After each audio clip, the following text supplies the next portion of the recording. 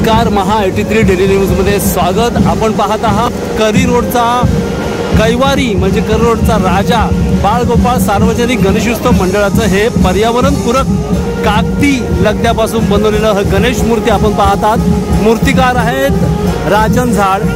करी रोडचा हा कैवारी, ज्याला करी रोडचा कैवारी बोलतात, करी रोडच्या गणपती बाप्पाचं आता विसर्जनासाठी जात आहे। हे विसर्जन गिरगाव चौपाटीला होणार आहे। करी रोडचा गणपती बाप्पा आपण पाहत आहात कागदी लगद्यापासून